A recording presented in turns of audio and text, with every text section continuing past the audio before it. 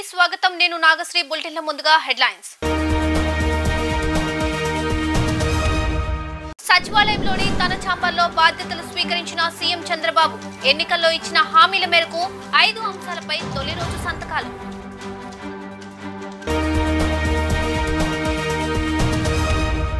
అమరావతి నిర్మాతకు అపూర్వ స్వాగతం.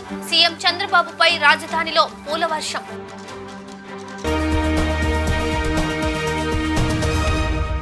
ఎమ్మెల్సీలతో భేటీ అయిన మాజీ ముఖ్యమంత్రి వైఎస్ జగన్మోహన్ రెడ్డి మండలిలో మనకు బలం ఉంది, దాన్ని అందరూ గుర్తుపెట్టుకోవాలని సూచన.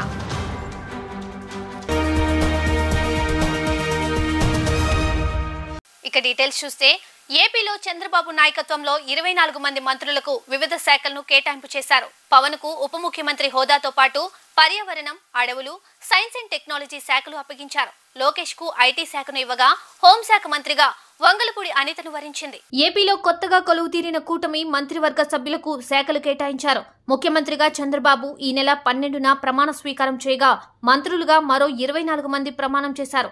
సీఎంగా పదవి బాధ్యతలు చేపట్టిన చంద్రబాబు వెంటనే మంత్రులకు శాఖల కేటాయింపుపై నిన్న అర్ధరాత్రి దాటాక కూడా కసరత్తులు చేశారు.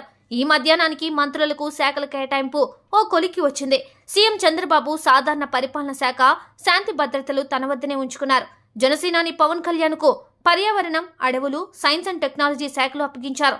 మంగళగిరి శాసనసభ్యులు నారా లోకేష్ కు మానవ వనరులు, IT, electronics and communications, RTG శాఖలు అప్పగించారు.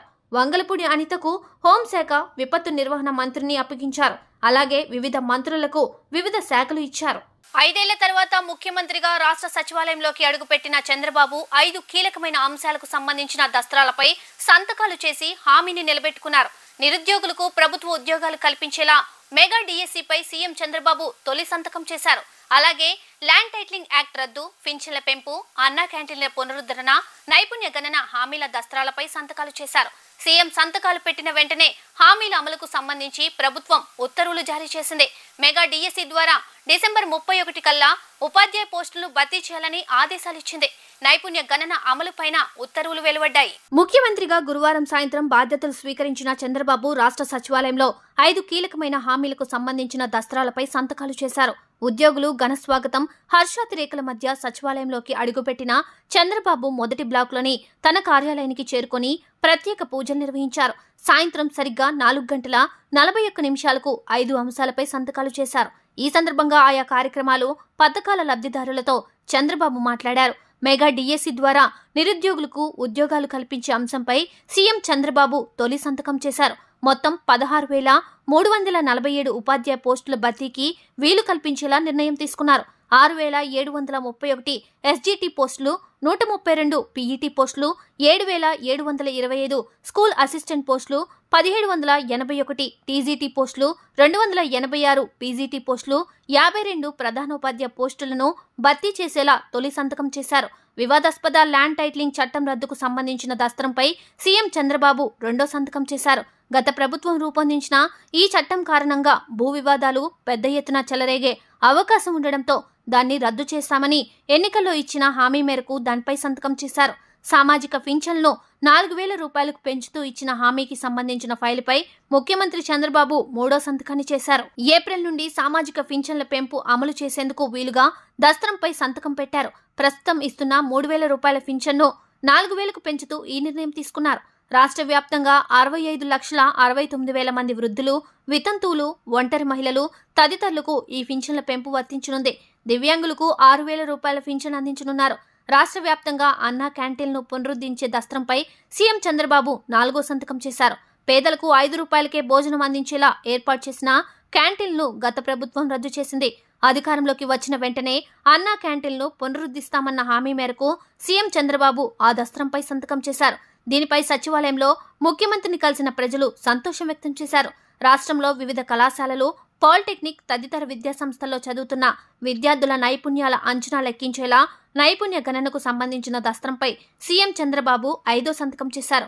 దీనిపై నైపుణ్యాభివృద్ధి, శిక్షణ పొందుతున్న యువతలో ఆనందం వ్యక్తమవుతోంది. ఇప్పుడు ఒకసారి చూస్తే నేను అన్నా క్యాంటీన్ తీసుకొచ్చాం. పేదవాళ్లకు అన్నం పెట్టాలి అనే ఉద్దేశంతో అన్నా క్యాంటీన్ తీసుకొచ్చాం. ఎన్టీ రామారావు గారు ముఖ్యమంత్రిగా ఉన్నప్పుడు తిరుమల తిరుపతి దేవస్థానంలో అన్నదానం ప్రవేశపెట్టాడు. అన్నదానానికి ఒక ఫండ్ కూడా క్రియేట్ చేశారు. అప్పుడు ఆయన ఉండగానే క్రియేట్ చేశారు. ఇప్పుడు 1000 కోట్ల రూపాయలు పైన కార్పస్ ఉంది. వచ్చే వడ్డీతోనే అన్నం పెట్టగలుగుతున్నారు. ప్రతి ఒక్కరూ దాతల ముందుకు వస్తున్నారు. ఒక్కొక్క రోజుకు ఒకరు పెడుతున్నారు. ఇప్పుడు మాకు దేవాంశ్ ఉన్నాడు, మా మనోడు ఉన్నాడు. ఆ అబ్బాయి పేరుతో ఆయన పుట్టినరోజులు ప్రతి ఒక్క సంవత్సరం ఒక రోజు భోజనం పెడతాం. ఇలాంటి వాళ్ళు కొన్ని వందల మంది వచ్చారు. 365 మంది వస్తే 365 రోజులు పెట్టచ్చు. దానికి చాలా మంది డొనేషన్లు ఇస్తున్నారు. ఈ డబ్బులు కూడా కార్పస్ డెవలప్ అవుతా ఉంది. ఆ డబ్బులతో వేరే ప్రాంతాల్లో కూడా అన్నదానం పెట్టే పరిస్థితి వస్తుంది. మీరందరూ గుర్తుపెట్టుకోవాలి, ల్యాండ్ టైటిలింగ్ యాక్ట్ ఒకటి తీసుకొచ్చి మొన్నే నేను ఎన్నికల్లో చెప్పాను. పట్టాదారు పాస్ పుస్తకం మీది, భూమి మీది. గవర్నమెంట్ ఇచ్చేదేంటి? పట్టాదారు పాస్ పుస్తకం ఇచ్చారు. అది ఎవరిచ్చారా? భూమి మీరు కొనుక్కున్నారు, లేకపోతే మీ తండ్రి ఇచ్చాడు, మీ తాత ఇచ్చాడు. దానిపై ముఖ్యమంత్రిగా ఉండే వ్యక్తి బొమ్మ వేసుకోవడం ఏంటి? ఇది ఎక్కడ న్యాయం? ఇది అంటే అది కూడా ఆయన ఏదో దానం చేసినట్టు జగనన్న ఊహక్క అన్నాడు. అంటే ఆయన భూమి ఇచ్చినట్టు మీకు రాసుకున్నాడు. ఇప్పుడేమంటున్నాడు? ఇవన్నీ ఒక చట్టం తీసుకొచ్చాడు. ఆయన మనుషులు పెట్టుకుంటాడంట. ఆయన మనుషులు పెట్టుకొని రికార్డులు మార్చేస్తే, రికార్డులు మార్చకపోయినా కూడా సెటిల్మెంట్ చేస్తున్నారు. భూమిని తరివేశారు మిమ్మల్ని. ఇప్పుడు మిమ్మల్ని తరివేయక్కర్లా, రికార్డే మార్చేస్తారు. ఒకసారి రికార్డు మార్చాడనుకో, ఇంక నీకు దిక్కే లేదు. నేరుగా ఎక్కడ పోవాలి? హైకోర్టు పోవాలి. హైకోర్టు పోతే 50 ఏళ్ళు అవుతుంది. నువ్వు చనిపోయి నీ పిల్లలు కూడా చనిపోతారు. దీనికోసం స్కిల్ డెవలప్మెంట్ కోసం, ట్రైనింగ్ కోసం, వాళ్ళకి ఎలాంటి స్కిల్స్ కావాలి అనే దానిపైన ఒక అసెస్మెంట్ చేయడానికి స్కిల్ సెన్సస్ అని ఒక కార్యక్రమానికి శ్రీకారం చుట్టాం. అందులో మీరందరూ చూస్తే ప్రతి ఒక్కరికి మీకు కోరికలు ఉంటాయి కానీ ఆ కోరికలు సాధించుకోవాలంటే దానికి కావాల్సిన నాలెడ్జ్ కానీ మెళకువలు కానీ కావాల్సిన అవసరం ఉంది. ఆ సందర్భంలో చాలా మంది నేను చూశాను, చదువుకుంటారు, మార్కెట్లో వాళ్ళకు కావాల్సిన స్కిల్స్ లేకుండా మీకు ఉద్యోగాలు రావడం లేదు. ఇప్పుడు నాలెడ్జ్ ఎకానమీలో ముందుకు పోతున్నాం. ఇలాంటి నాలెడ్జ్ ఎకానమీలో ముందుకు పోయినప్పుడు మీకు తగిన స్కిల్స్ వస్తే ప్రపంచం మొత్తం మీరు రాణించే పరిస్థితి వస్తుంది. అందుకే మొత్తం రాష్ట్రం అంతా కూడా సెన్సస్ తీసుకుంటున్నాం. మీ ఆలోచనలు, ఇది కొత్త సబ్జెక్టు. ప్రపంచంలో ఇంతవరకు క్యాస్ట్ సెన్సస్ చేశారు, జనాభా గణన చేశారు, కులాల వారిగా సెన్సస్ తీశారు. ఎస్సీలు ఎంతమంది ఉన్నారు, బీసీలు ఎంతమంది ఉన్నారు, ఇలాంటి సెన్సస్ తీస్తున్నారు. కానీ మొట్టమొదటిసారిగా దేశంలోనే కాకుండా ప్రపంచంలోనే స్కిల్ సెన్సస్. ఆ 2000 రూపాయలు మనం ఇచ్చిన తర్వాత గడిచిన ప్రభుత్వం పెంచింది. విడతల వారీగా 250 పెంచారు. నేను ఎలక్షన్ లో క్లియర్ హామీ ఇచ్చి ఏప్రిల్ నుంచి 3000 రూపాయలు పింఛను మీకు అందరికి ఇస్తానని హామీ ఇచ్చాను. ఏప్రిల్ నుంచి అంటే ఇప్పటికి ఏప్రిల్, మే, జూన్ 3 నెలలు అవుతుంది. 4000 ప్లస్ 3000 బకాయిలు కలిపి 7000 రూపాయలు జూలై నుంచి వస్తాయి. వికలాంగులకి 6000 రూపాయలు పెంచాం. 6000 రూపాయలు అంటే 6000 రూపాయలు 3 నెలలకు, వాళ్ళకు వచ్చే 6000, 12000 రూపాయలు వాళ్ళకు వస్తాయి. దీని మీద 3వ సంతకం పెడతా అన్నాను. ఆ విధంగా 3వ సంతకం పెట్టి పెన్షన్ ఎప్పుడు కూడా పేదవాళ్ళకు న్యాయం చేయాల్సిన బాధ్యత ఉంది. రాష్ట్ర సచివాలయంలోని మొదటి బ్లాక్ లో ఉన్న సీఎం ఛాంబర్ లో నిన్న సాయంత్రం 4:41 ముఖ్యమంత్రిగా చంద్రబాబు బాధ్యతలు చేపట్టారు. ఇందుకోసం ఛాంబర్ ను సర్వాంగ సుందరంగా అధికారులు తీర్చిదిద్దారు. ఈ నేపథ్యంలో అమరావతి చేరుకున్న చంద్రబాబుకు రైతులు ఘన స్వాగతం పలికారు. అమరావతి నిర్మాణ అభివృద్ధి ప్రదాత అయిన ముఖ్యమంత్రి చంద్రబాబుకి రాజధాని రైతులు బ్రహ్మరథం పట్టారు. సీఎంగా బాధ్యతలు చేపట్టేందుకు అమరావతిలోని వెలగపూడి సచివాలయానికి ఉండవల్లి నుండి పయనమైన చంద్రబాబుకు అడుగడుగునా జన నీరాజనాలు పలికారు. దారి పొడవునా పూలబాట పరిచారు. జై హో చంద్రబాబు అంటూ నినదించారు. అపూర్వ స్వాగతాన్ని చూసి చంద్రబాబు ముగ్ధులయ్యారు. ప్రజలకు ఆత్మీయ అభివాదం చేస్తూ వారి ఆకాంక్షల సాధనే తన లక్ష్యమంటూ భరోసానిస్తూ ముందుకు సాగారు. 5 ఏళ్ల పాటు జగన్ కక్ష సాధింపు రాజకీయాలకు బలై పోరాటమే ఊపిరిగా సాగిన రాజధాని రైతులు చంద్రబాబు ముఖ్యమంత్రి కావడంతో ఊపిరి పీల్చుకున్నారు. ముఖ్యమంత్రిగా చంద్రబాబు ప్రమాణ స్వీకారం చేయడంతో 1631 రోజుల సుదీర్ఘ ఉద్యమానికి స్వస్తి పలికారు. సీఎంగా బాధ్యతలు స్వీకరించి ఇచ్చిన మాట ప్రకారం తొలి సంతకాలు పెట్టేందుకు సచివాలయానికి వెళ్తున్న తరుణాన రాజధాని అమరావతి రైతులు చంద్రబాబుకు అఖండ స్వాగతం పలికారు. సీడాక్సిస్ రోడ్డుపైకి చేరుకోగానే చంద్రబాబును రైతులు ఆత్మీయంగా ఆహ్వానించారు. అమరావతి నిర్మాతకు జేజేలు కొట్టారు. వాహన శ్రేణిపై పూల వర్షం కురిపించారు. కారు దిగి రైతుల వద్దకు వచ్చిన చంద్రబాబుకు క్రేన్ సాయంతో గజమాల వేశారు. సీడాక్సిస్ రహదారి వెంట పూలబాట పరిచిన రైతులు, మహిళలు తమతో పాటు రాష్ట్ర ప్రజల జీవితాల్లో కొత్త వెలుగులు నింపేందుకు పెద్దాయన వచ్చారు. పెద్ద పండుగ వచ్చిందంటూ హర్షం వ్యక్తం చేశారు. 2019లో వైఎస్ఆర్సీపీ నేతలు రాళ్లు విసిరిన ప్రదేశం నుండే చంద్రబాబుపై ప్రస్తుతం పూలవర్షం కురిపించారు. ముఖ్యమంత్రికి ఘనస్వాగతం పలుకుతూ ర్యాలీగా ఆయన వెంట తరలి వెళ్లారు. ఓ మహిళ అయితే చంద్రబాబు కాన్వాయ్ వెంట సచివాలయం వరకు పరుగు తీసింది. 5 ఏళ్ల పాటు కేసులు, దాడులు, ఆంక్షలు ఇలా ఒకటేమిటి ఎన్నో కష్టాలు పడ్డామన్న రైతులు వాటన్నింటికీ ఇక కాలం చెల్లినట్లేనన్నారు. ఇకపై అమరావతి మాత్రమే కాదు రాష్ట్రమంతా అభివృద్ధి పదంలో ముందుకు వెళ్తుందన్న ఆశాభావాన్ని వ్యక్తం చేశారు. ఉండవల్లి, వెంకటపాలెం, మందడం మీదుగా ముఖ్యమంత్రి చంద్రబాబు వెలగపూడి చేరుకున్నారు. ప్రతి గ్రామంలోనూ ముఖ్యమంత్రి చంద్రబాబుకు అమరావతి రైతులు ఘనస్వాగతం పలికారు. న్యాయస్థానం నుండి దేవస్థానం పాదయాత్ర వాహనంతో మందడం గ్రామం వద్ద పాదయాత్ర రైతులు చంద్రబాబుకు ఘనస్వాగతం పలికారు. పెద్ద ఎత్తున బాణసంచ కాలుస్తూ రైతులు సంబరాలు చేసుకున్నారు. టీడీపీ జనసేన హనీమూన్లో నడుస్తుందని, వారికి కొంత సమయం ఇచ్చి పోరాడదామని మాజీ ముఖ్యమంత్రి జగన్మోహన్ రెడ్డి అన్నారు. ఎవరెన్ని కుట్రలు చేసినా వైఎస్ఆర్సీపీ పాలనలో జరిగిన మంచి ప్రజలకు గుర్తుండిపోతుందని వ్యాఖ్యానించారు. తన కార్యాలయంలో ఎమ్మెల్సీలతో మాజీ ముఖ్యమంత్రి జగన్ భేటీ నిర్వహించారు. ఈ సందర్భంగా ఆయన ఆసక్తికర వ్యాఖ్యలు చేశారు. ఎమ్మెల్సీలతో వైఎస్ జగన్ మాట్లాడుతూ 40% ప్రజలు మన వైపే ఉన్నారనేది మర్చిపోవద్దన్నారు. మనం చేసిన మంచి ఇప్పటికీ ప్రజలకు గుర్తుందన్నారు. ఎన్నికల ఫలితాలు శకుని పాచికలు మాదిరిగా ఉన్నాయని, ఈవీఎంల వ్యవహారాలపై దేశవ్యాప్తంగా చర్చ జరగాలన్నారు. ప్రస్తుతం టీడీపీ, బీజేపీ, జనసేనల హనీమూన్ నడుస్తోందని, మరికొంత సమయం వారికి ఇద్దామన్నారు. శిశుపాలుడు మాదిరిగా చంద్రబాబు తప్పులను లెక్కించాలని, ఆ తర్వాత గట్టిగా పోరాటం చేద్దామని పిలుపునిచ్చారు. రాజకీయం అంటే ఎల్లవేళలా అధికారమే కాదు.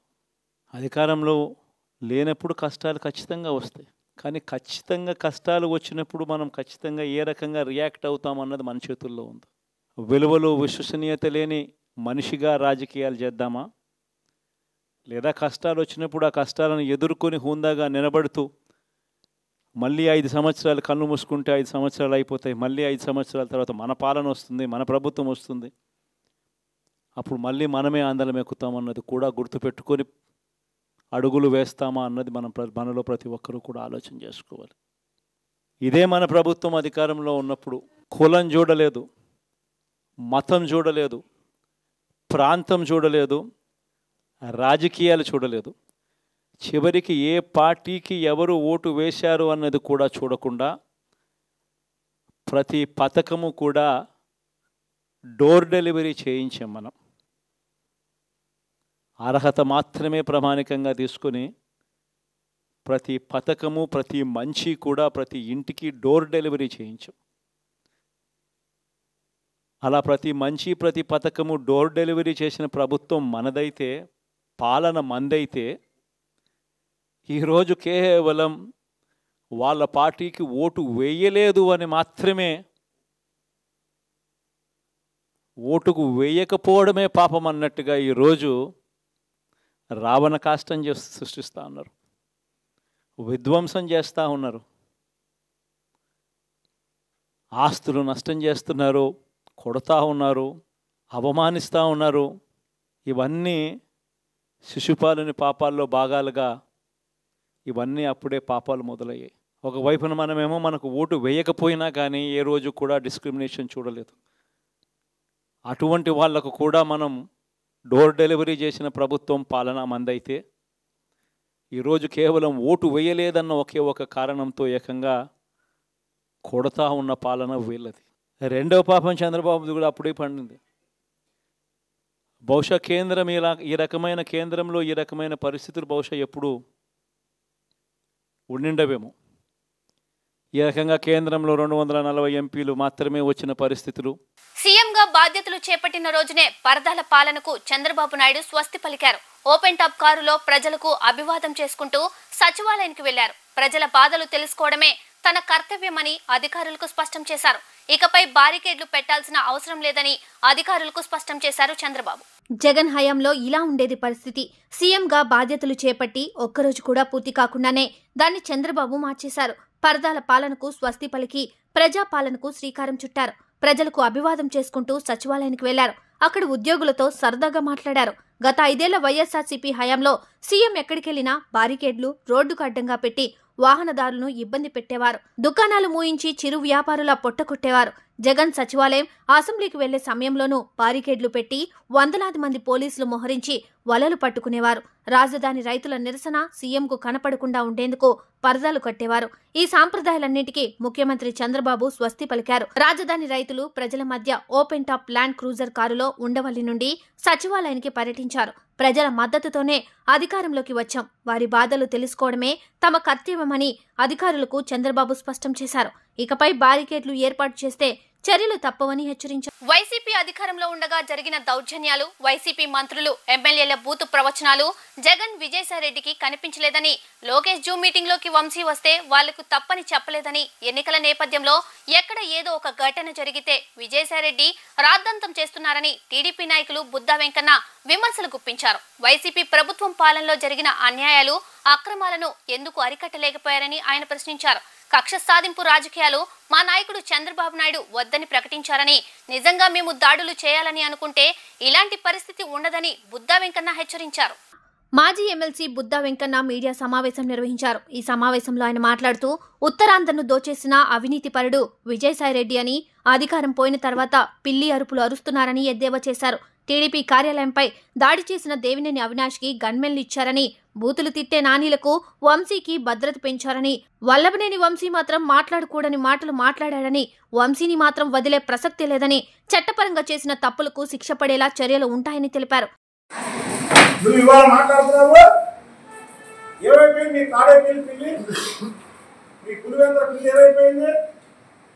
చంద్రబాబు గారు నిండు సభలో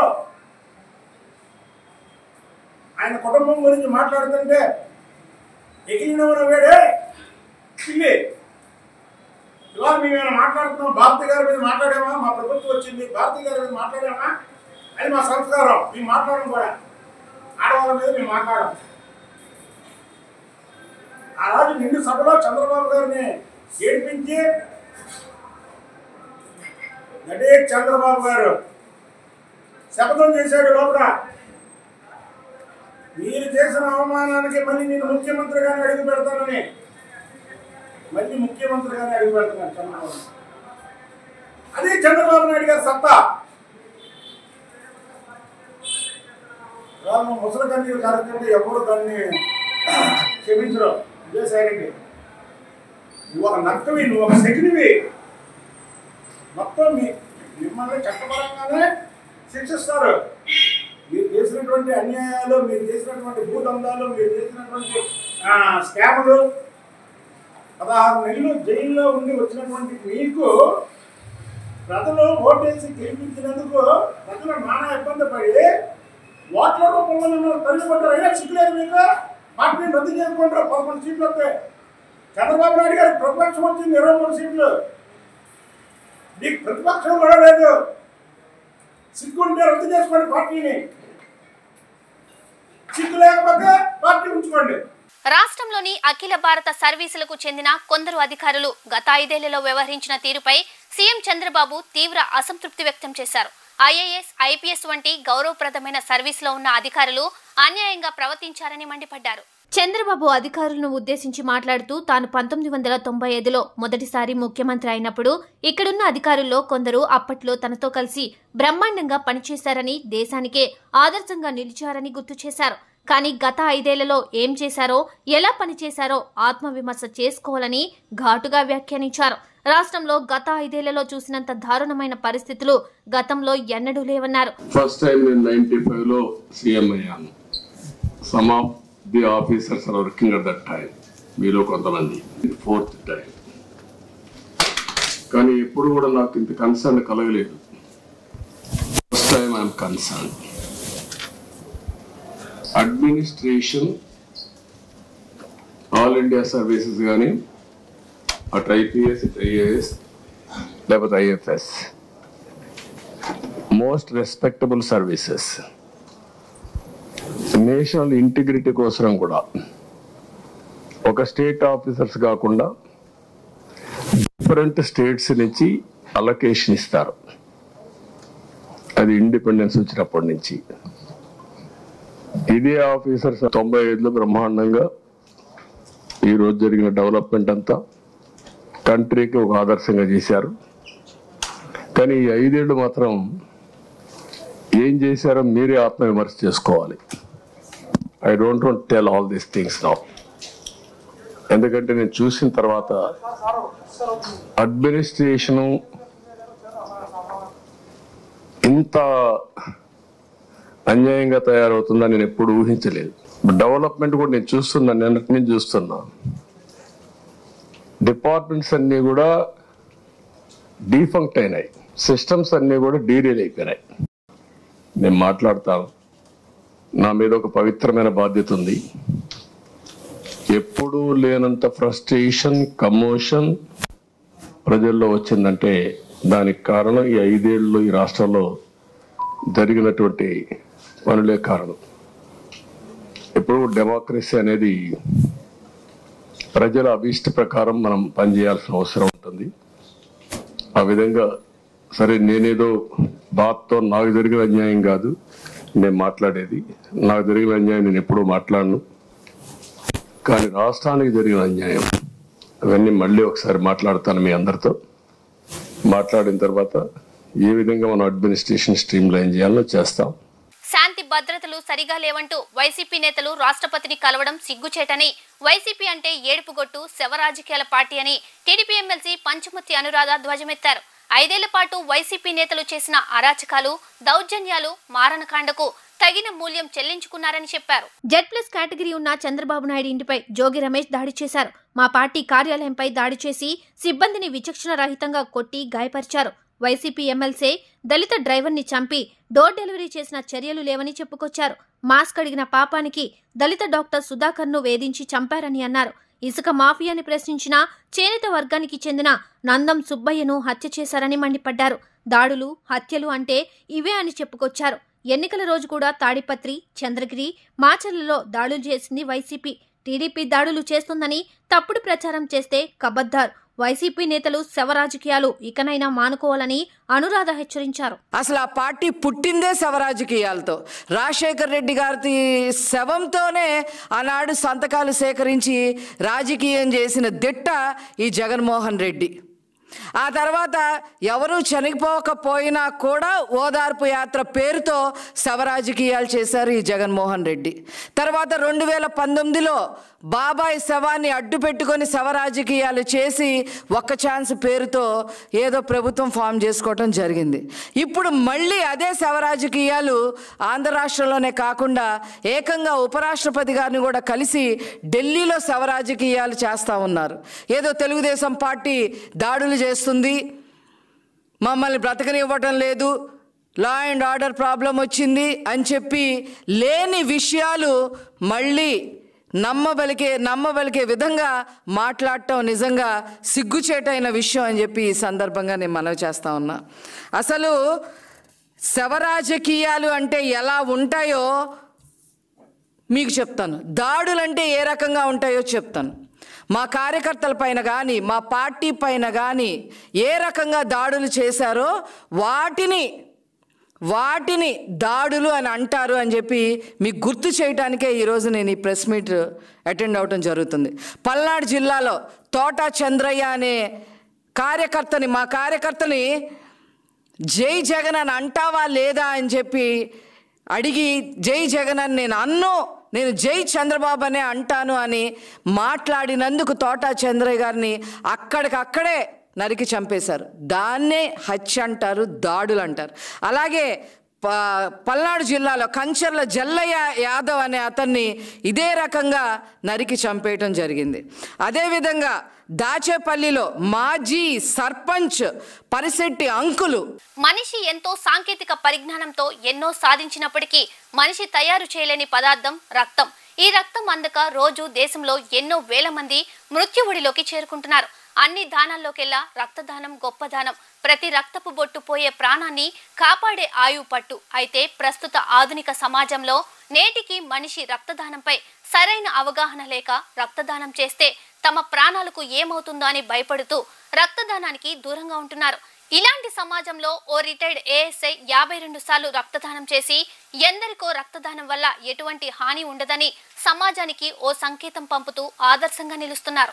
మంగళగిరి ఎల్బీ నగర్ కు చెందిన కొలుసు మోహన్ రావు 1978 సంవత్సరంలో కానిస్టేబుల్ గా ఉద్యోగ బాధ్యతలు చేపట్టి తమ విధి నిర్వహణ చేస్తూ 1989 నుండి ప్రాణాపాయ స్థితిలో ఉన్నవారికి రక్తదానం చేయడం ప్రారంభించారు. ఏడాదిలో 2 సార్లు రక్తదానం చేస్తూ ఉంటారు.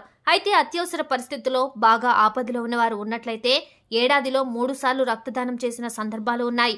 ఆయన ఎందరో ప్రాణాపాయ స్థితిలో ఉన్నవారికి తమ రక్తదానంతో కాపాడుతూ 2017లో మంగళగిరి పట్టణ పోలీస్ స్టేషన్లో ఏఎస్ఐగా రిటైర్డ్ అయ్యారు.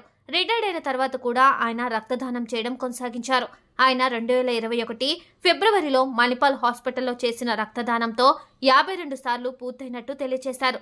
ప్రస్తుతం 67 సంవత్సరాల వయసులో ఉన్న మోహన్ రావు రక్తదాతల దినోత్సవం సందర్భంగా ఎల్టీవీతో మాట్లాడారు.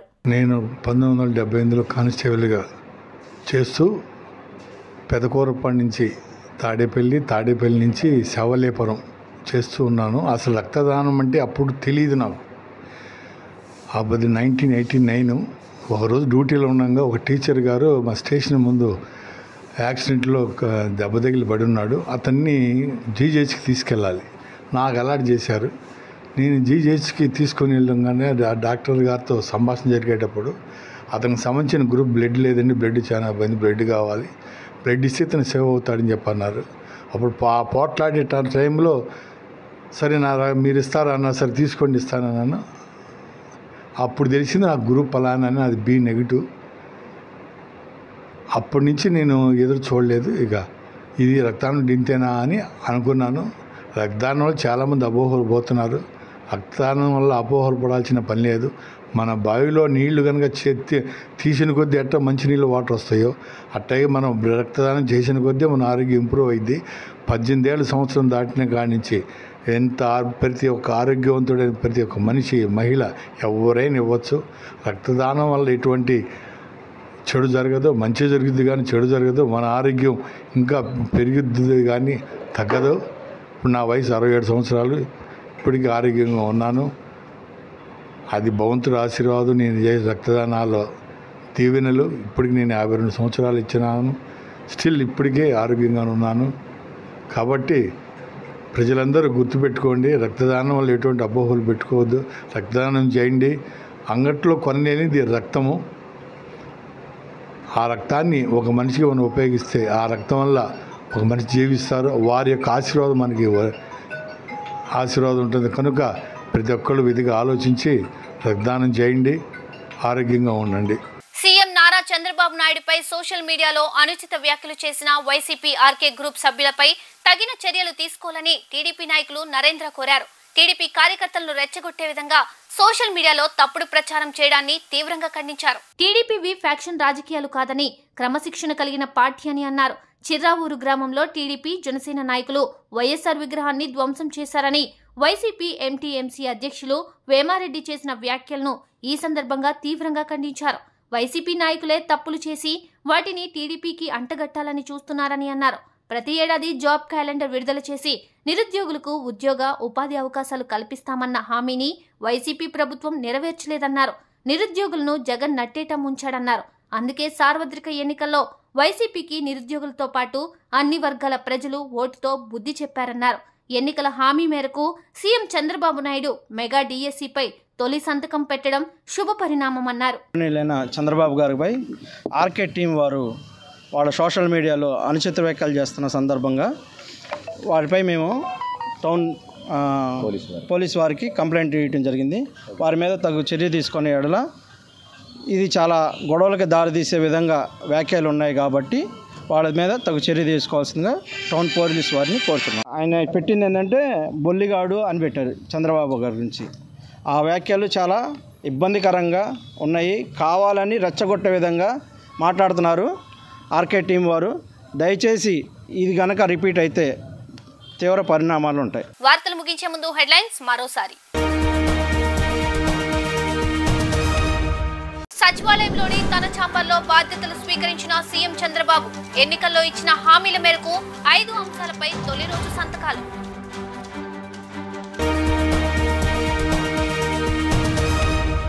అమరావతి నిర్మాతకు అపూర్వ స్వాగతం. సీఎం చంద్రబాబుపై రాజధానిలో పూల వర్షం.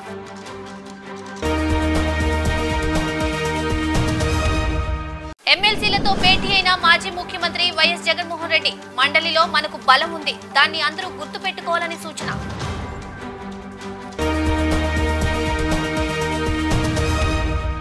ఎల్టీవీ న్యూస్ ఇంతటితో సమాప్తం. తిరిగి మరో బులెటిన్లో మళ్ళీ కలుద్దాం. అంతవరకు సెలవు. నమస్కారం.